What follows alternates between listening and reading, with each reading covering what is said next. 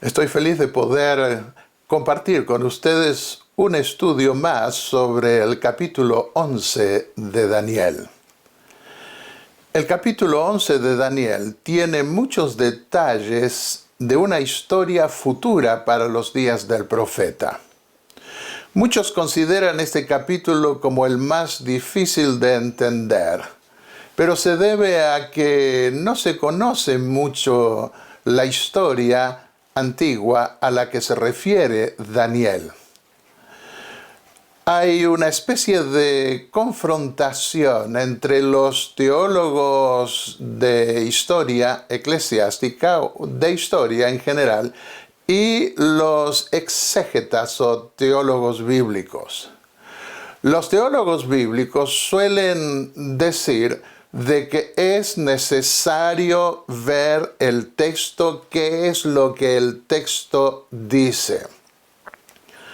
Pero cuando uno mira las traducciones que se han hecho sobre distintos pasajes, uno puede ver que muchos exégetas están estudiando el texto casi, por así decirlo, en el aire, porque no saben a qué se refiere.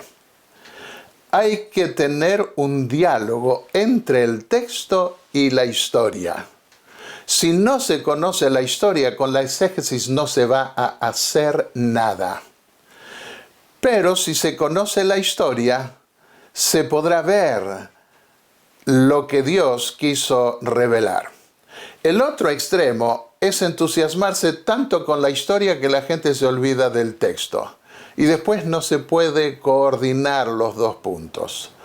Por eso en estos 4 temas que voy a dar sobre Daniel 11, desde el versículo 20 en adelante, yo voy a ir mostrando el texto y también los hechos históricos sobresalientes que lo cumplen.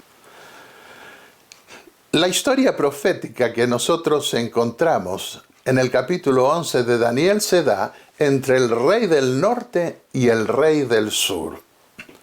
Y allí se dan pincelazos de hechos sobresalientes de los imperios sucesivos que se dieron después de la división griega del imperio. Por ejemplo, en Daniel 11, versículos 5 al 15, estaríamos entre los Seleucidas en el norte y los Ptolomeos en el sur, lo que significa que entre esos dos reinos habría confrontaciones.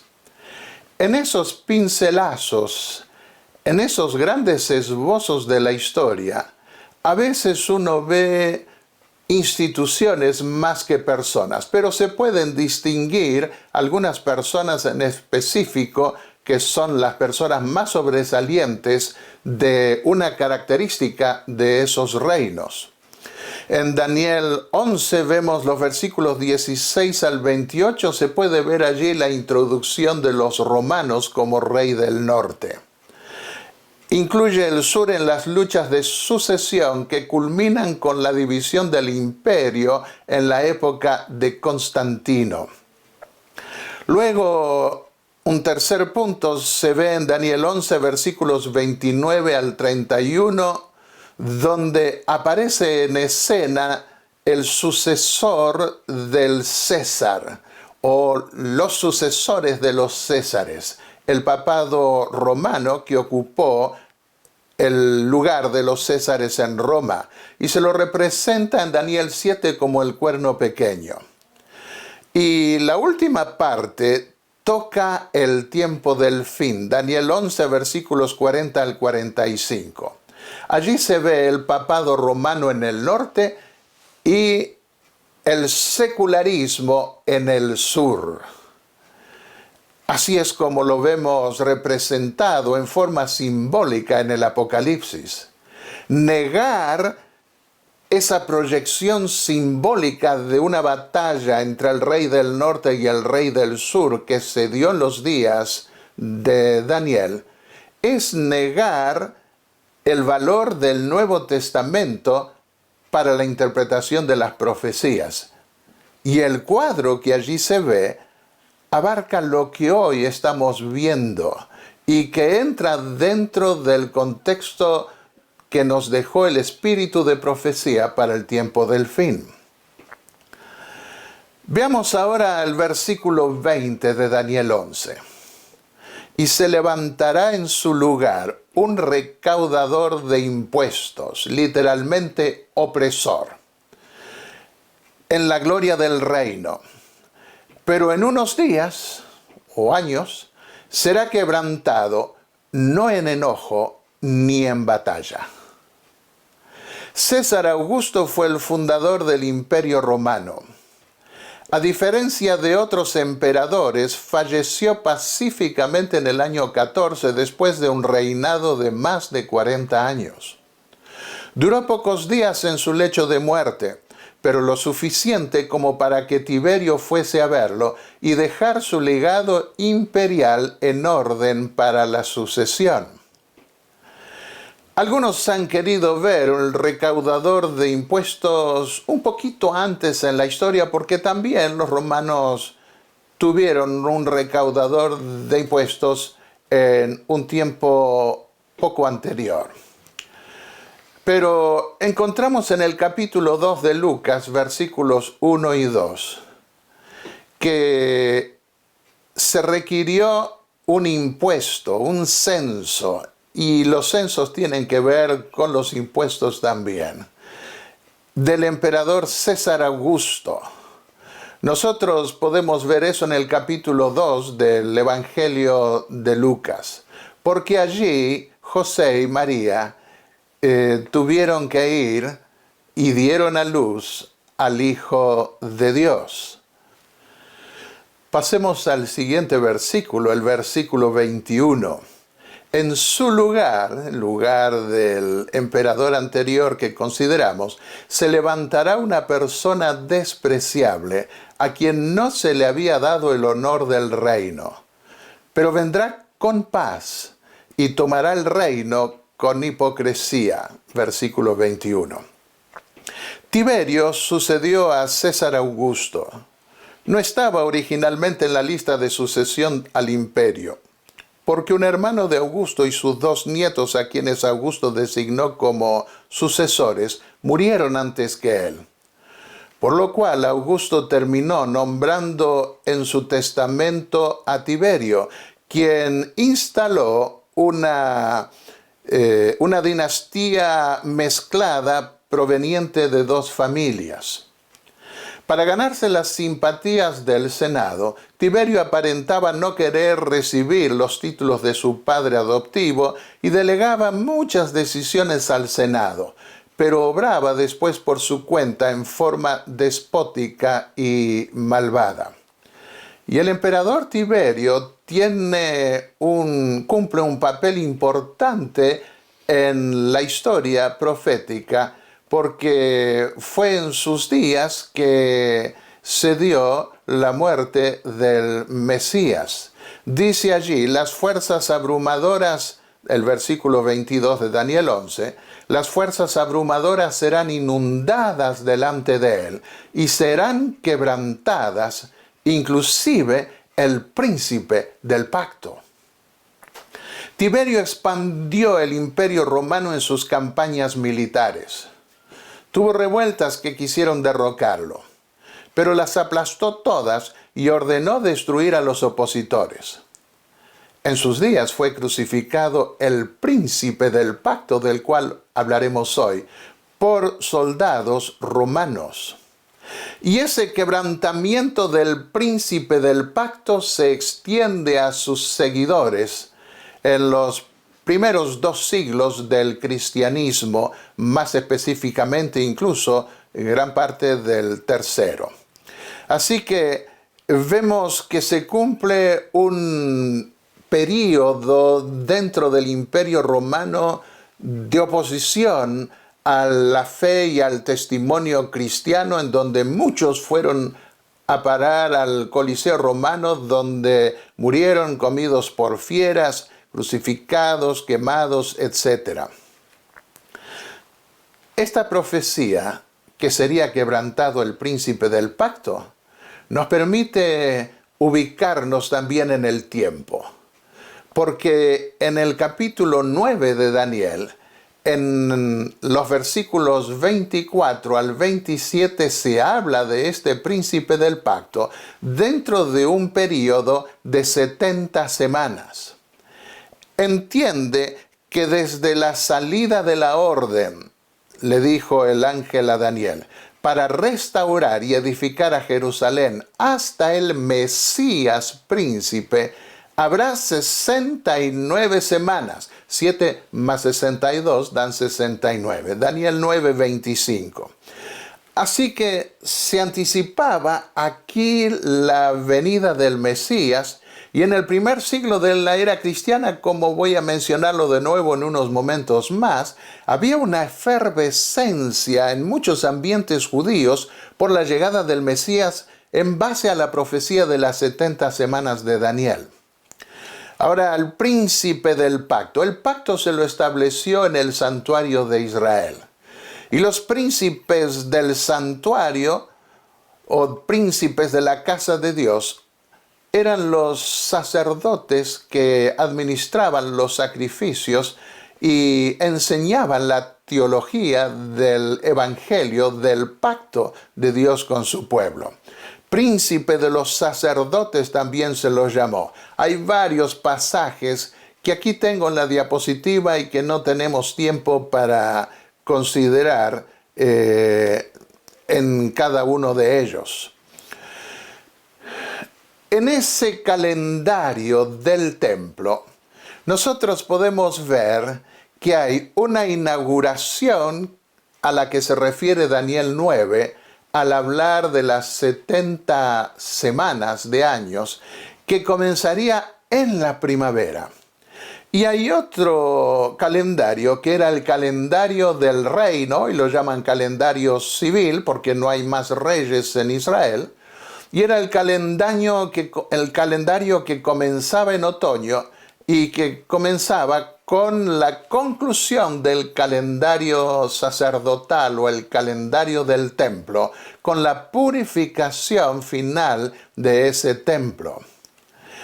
Y el comienzo del ministerio de Jesús como príncipe del pacto se dio en el año 27, luego que fue ungido en ocasión de su bautismo. Dice el historiador Lucas, el historiador sagrado, en el libro de los Hechos de los Apóstoles, capítulo 10, versículos 37 y 38.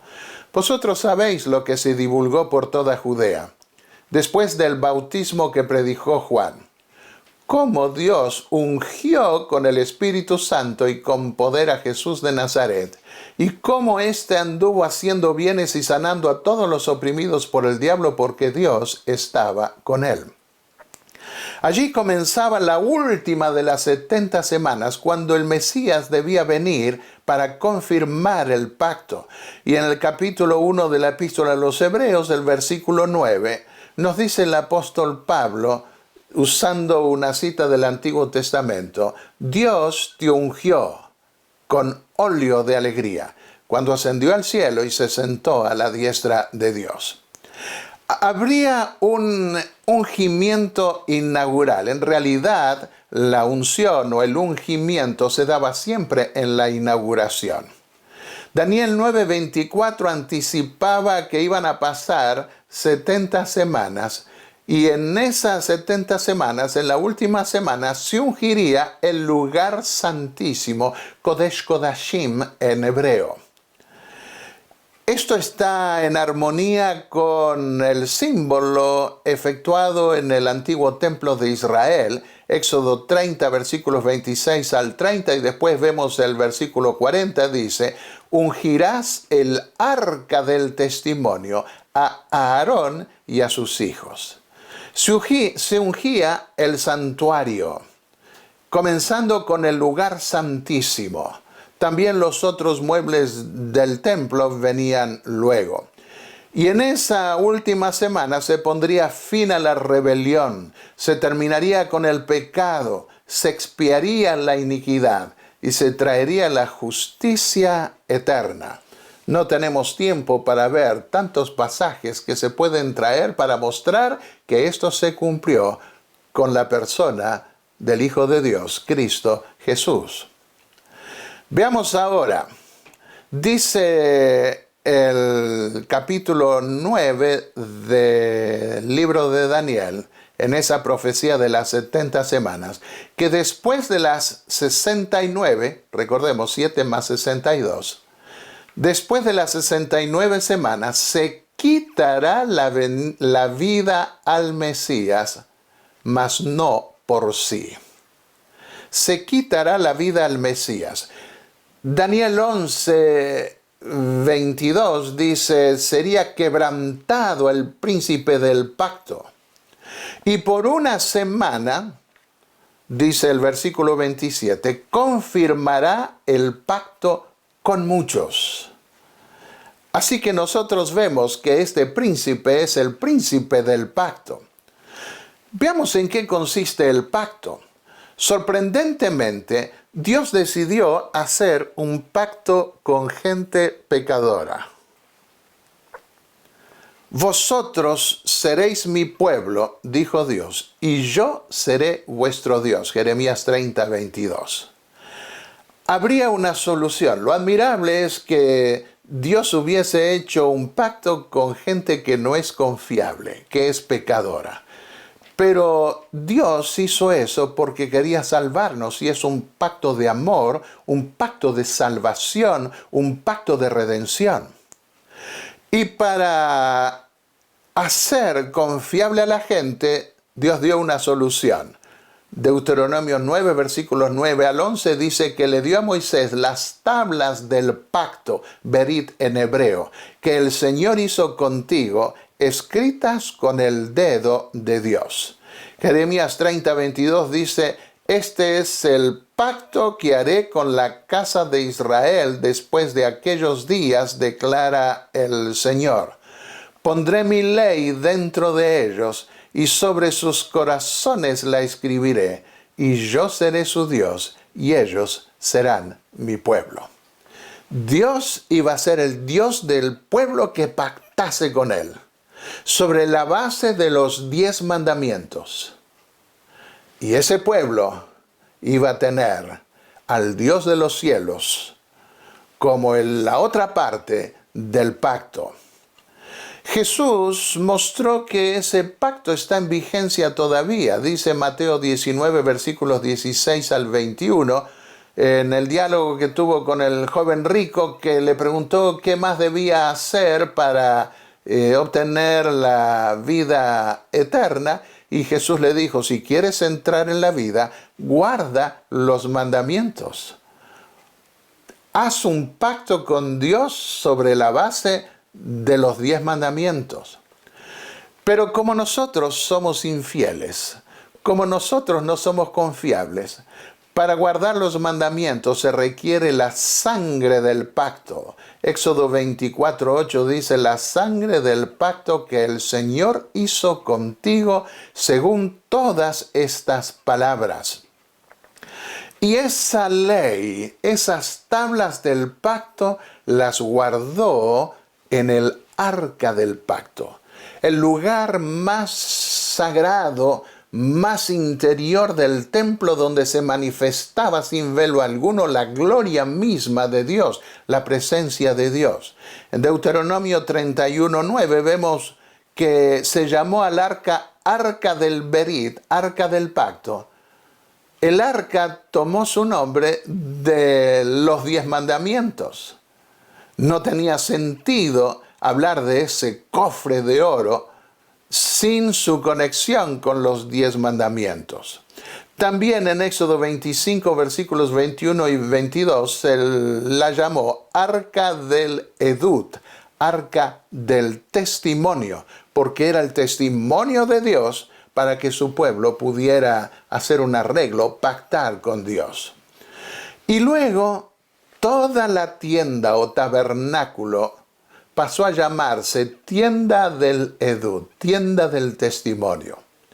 Cuando la gente oía hablar de esa tienda, donde estaba el arca sagrada de Dios, sabía que allí estaban los mandamientos y decía, esa es la tienda de los 10 mandamientos que Dios estableció. Para todo pacto siempre se requiere que haya un testimonio escrito donde se pongan las bases del arreglo que iba a haber. Y como Dios es el que inició ese pacto y el que tenía toda la autoridad para hacerlo, y era un pacto de misericordia, un pacto de gracia, entonces estableció 10 mandamientos. No llenó hojas y hojas y hojas que la gente se cansa de leer como hacen hoy cuando se va a hacer un pacto. Hay muchos pactos que hoy se hacen. El más común es el casamiento, y cuando se rompe ese pacto, cuando se es infiel, se rompe ese pacto del casamiento. ¿Y cómo iba a resolverse eso? Aquí lo vemos en la tienda del testimonio del pacto con la sangre del sacrificio. El testimonio, 2 Crónicas 23:11, estaba en el libro del pacto, como lo dice Éxodo 24:7. La Biblia pasó a llamarse el libro del pacto porque dentro de la Biblia están los 10 mandamientos, y esos 10 mandamientos se expanden en todo el desarrollo histórico, profético y poético de la Biblia. Y el Señor separó la tribu de Leví para llevar el arca del pacto del Señor, para estar delante del Señor, para ministrar y bendecir en su nombre. Deuteronomio 10:8. Vayamos al Nuevo Testamento. Algunos podrían decir, bueno, eso era antiguamente. Y en realidad hay muchas iglesias que dicen que eso era el antiguo pacto, que era algo muy antiguo. Pero oh, sorpresa que nos llevamos cuando vamos al último libro de la Biblia, el Apocalipsis, y vemos la ley del pacto que está todavía en vigencia. Apocalipsis 15:5 dice, después miré y vi en el cielo que fue abierto el templo, el tabernáculo del testimonio, el tabernáculo de la ley, el tabernáculo de los 10 mandamientos. Eso está en Apocalipsis 15, y en Apocalipsis 11:19 leemos que en el fin del mundo, en la época de la séptima trompeta, se abre el templo de Dios en el lugar santísimo. Dice el apóstol Juan, entonces fue abierto el templo de Dios en el cielo y fue vista el arca de su pacto. En griego hay una sola palabra para referirse a pacto o a testimonio. La palabra es diaseke. Por eso algunos traducen arca de su pacto y otros traducen arca de su testimonio. Es el arca de la ley.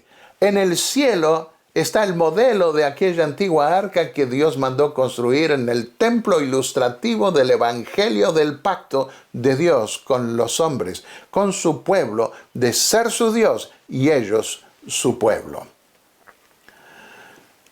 Vuelvo sobre el tema del primer siglo y la efervescencia que había en relación con la profecía de las 70 semanas de Daniel.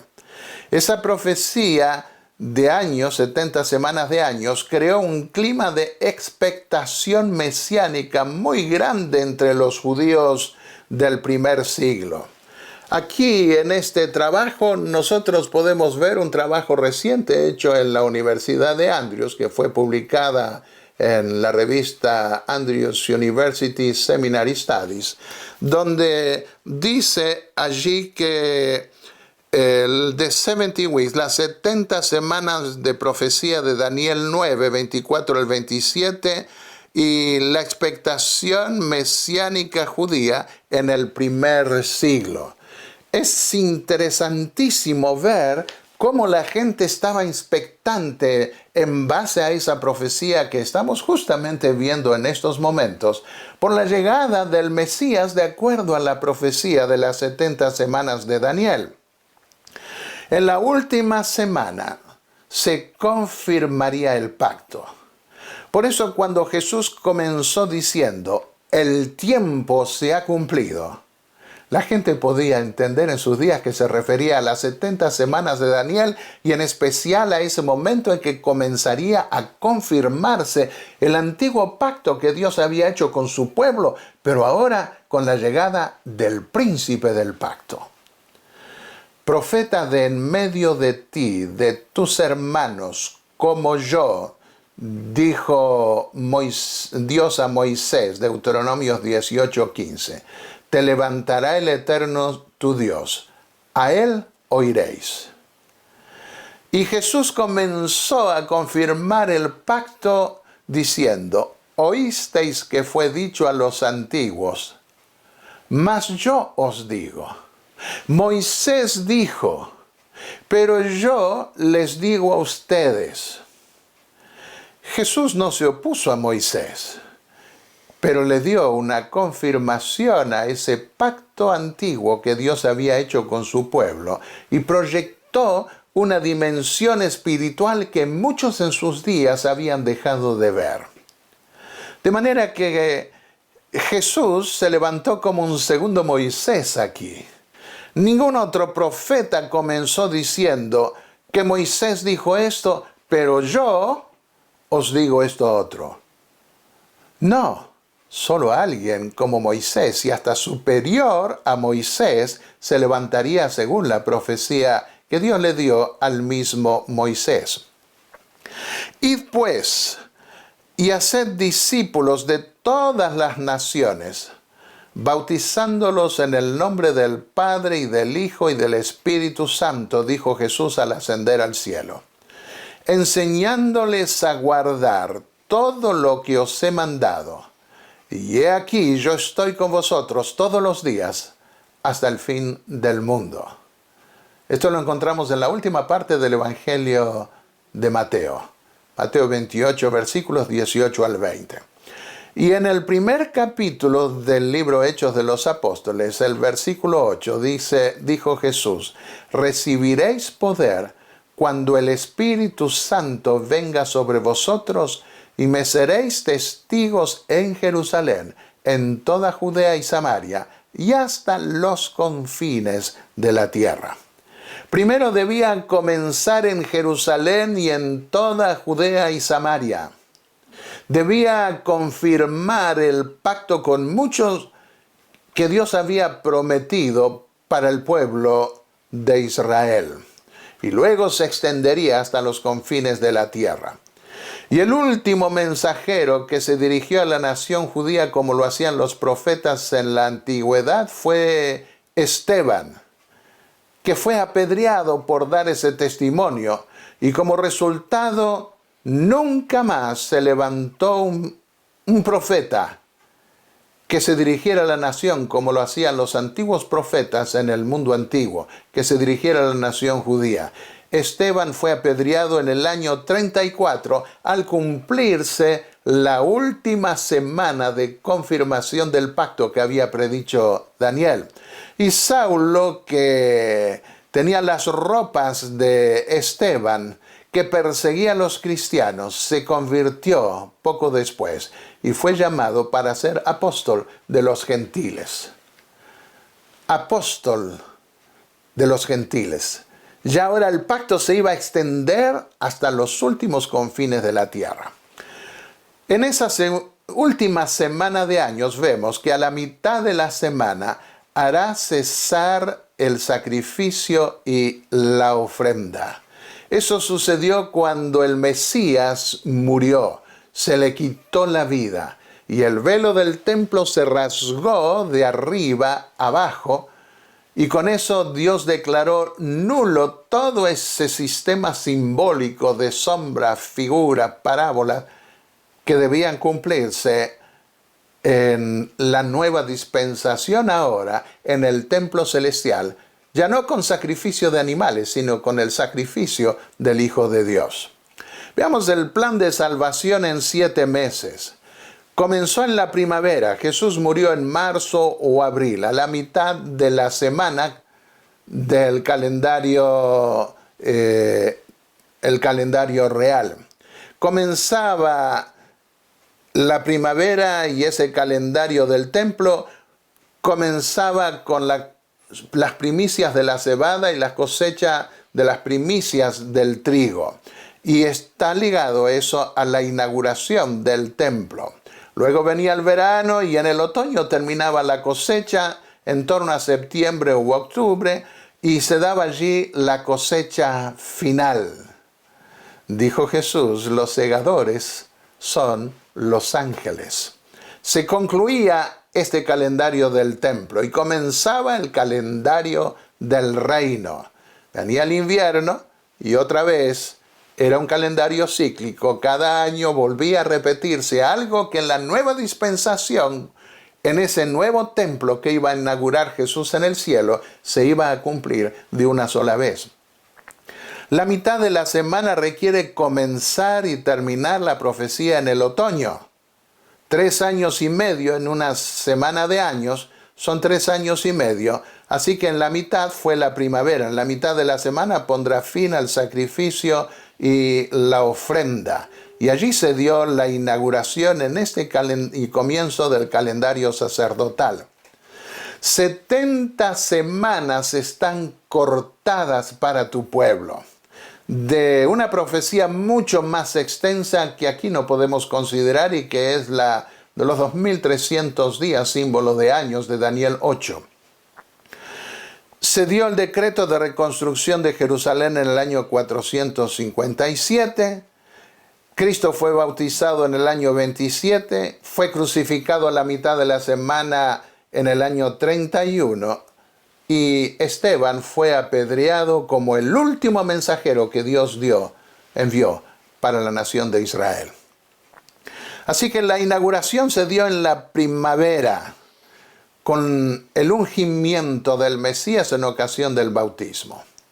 Y él inició cuando ascendió al cielo un reino sacerdotal, el de Melquisedec. Fue nombrado sumo sacerdote para ser rey y sacerdote al mismo tiempo, como lo había sido el antiguo rey llamado Melquisedec. Y se lo llama príncipe del pacto. Daniel 9, versículos 25 al 27 dice: después de las 69 semanas se quitará la vida al Mesías, mas no por sí. Y por una semana confirmará el pacto con muchos. Y a la mitad de la semana, cuando Cristo murió, hará cesar el sacrificio y la ofrenda. Perdió validez ese sacrificio. Después, con la muchedumbre de las abominaciones, vendrá el desolar. Y eso sucedió con la destrucción de Jerusalén, ese desolar. Después, con la muchedumbre de las abominaciones, vendrá el desolar. Daniel 9, 27. Ahora bien, dice el apóstol Pablo en la epístola a los Hebreos, el capítulo 8, versículos 1 y 2. El punto principal de lo que venimos diciendo es que tenemos tal sumo sacerdote, el cual se sentó a la diestra del trono de la majestad en los cielos, ministro del santuario y de aquel verdadero tabernáculo que levantó el Señor y no el hombre. Ese es el príncipe del pacto, se lo llamaban los sacerdotes príncipes del santuario. Pero ahora siguió diciendo el apóstol Pablo en los versículos 6 al 8 de Hebreos 8. Ahora tanto mejor ministerio es el suyo, cuanto es mediador de un mejor pacto, establecido sobre mejores promesas. Porque si aquel primero hubiera sido sin defecto, ciertamente no se hubiera procurado lugar para el segundo, argumenta el apóstol Pablo a sus congéneres judíos. Porque reprendiéndolos dice: he aquí vienen días, dice el Señor, en que estableceré con la casa de Israel y la casa de Judá un nuevo pacto. Hebreos 8, 6 al 8. Ese nuevo pacto tiene mejores promesas, porque no se da sobre sacrificios de animales, sino por el sacrificio del Hijo de Dios, la sangre del Hijo de Dios, que es definitiva. Había predicho, Jeremías 31, versículos 34. El profeta Jeremías: he aquí que vienen días, dijo el Señor, en los cuales haré nuevo pacto con la casa de Jacob y con la casa de Judá. No como el pacto que hice con sus padres el día que tomé su mano para sacarlos de la tierra de Egipto, porque ellos invalidaron mi pacto. Así que ellos rompieron el pacto. Dios rompió con la nación de Israel. Pero ahora iba a pactar con el Israel espiritual. Y entonces, ¿qué iba a hacer? Iba a escribir esas leyes en su corazón. Por eso dice, ellos invalidaron mi pacto. Ahora yo voy a hacer un pacto con un pueblo que va a guardar mi ley. Este es el pacto que haré con la casa de Israel. Después de aquellos días, dijo el Señor, daré mi ley en sus almas y la escribiré en su corazón. Y seré a ellos por Dios y ellos me serán por pueblo. Perdonaré su iniquidad y no me acordaré más de su pecado. Hebreos 9:15. Cristo es el mediador de un nuevo pacto, para que los que han sido llamados reciban la promesa de la herencia eterna. Cristo es el príncipe del pacto y es el mediador de ese pacto. Los israelitas no podían pactar directamente con Dios, lo hicieron a través de Moisés. Le clamaron a Moisés diciendo que no haga Dios ese pacto con nosotros. Nosotros vamos a obedecer, sino que lo hagas tú porque nosotros vamos a morir. Así ahora Cristo iba a ser el mediador del nuevo pacto, como Moisés lo había sido del antiguo pacto. La copa, la Santa Cena. Esta copa es el nuevo pacto en mi sangre, dijo Jesús, que es derramada por vosotros. Nosotros recordamos ese sacrificio de Jesús cuando participamos del ritual de la Santa Cena. Lucas 22:20 y 1 Corintios 11:25. 2 Corintios 3, versículo 6 dice, nos hizo suficientes como ministros de un nuevo pacto. A lo largo de los siglos, muchos escucharon el Evangelio y se transformaron en ministros de ese pacto. ¿En qué consiste ese ministerio? En contar la historia de la cruz y de lo que Jesús hizo por nosotros. Y en su carácter de mediador del nuevo pacto, Él intercede hoy por nosotros en el templo que está en el cielo. Y a nosotros nos encargó la tarea de llevar a cabo la predicación de ese precioso evangelio de Dios que se compadece de sus hijos, hace un pacto con ellos, un pacto de salvación para hacerlos fuertes, escribir su ley, los 10 mandamientos en sus corazones y para hacerlos triunfadores por medio de Cristo nuestro Salvador. Hebreos 12 versículos 22 al 24 dice, os habéis acercado a la ciudad del Dios vivo, la Jerusalén celestial, y a miríadas de ángeles, a Dios el juez de todos, y a Jesús el mediador del nuevo pacto. ¿Dónde está Jesús hoy? ¿Resucitó? Sí, la mayoría de los cristianos dicen que resucitó. Y sí, también reconocen que fue al cielo. Pero ¿qué está haciendo en el cielo? ¿Está simplemente mirando lo que nosotros hacemos? No, Él es el mediador del nuevo pacto. Porque hay un solo mediador entre Dios y los hombres, dijo el apóstol Pablo, Jesucristo, hombre.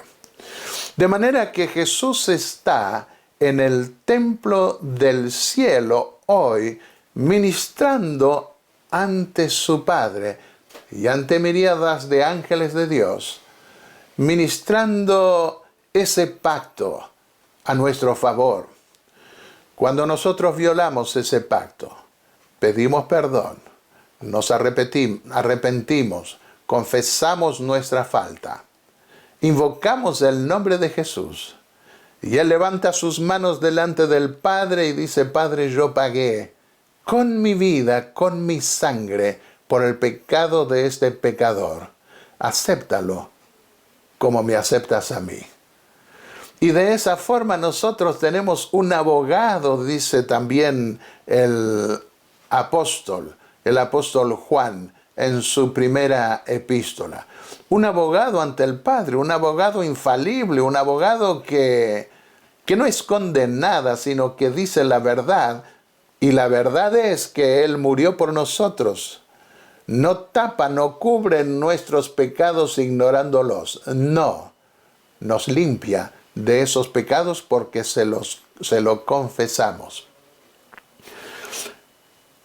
En Hebreos el capítulo 13, los versículos 20 al 21, se nos dice: el Dios de paz, que resucitó de entre los muertos a Jesús nuestro Señor, el gran pastor de las ovejas, mediante la sangre del pacto eterno, os haga aptos en toda obra buena para hacer su voluntad, obrando Él en nosotros lo que es agradable delante de Él, mediante Jesucristo, a quien sea la gloria por los siglos de los siglos. Amén.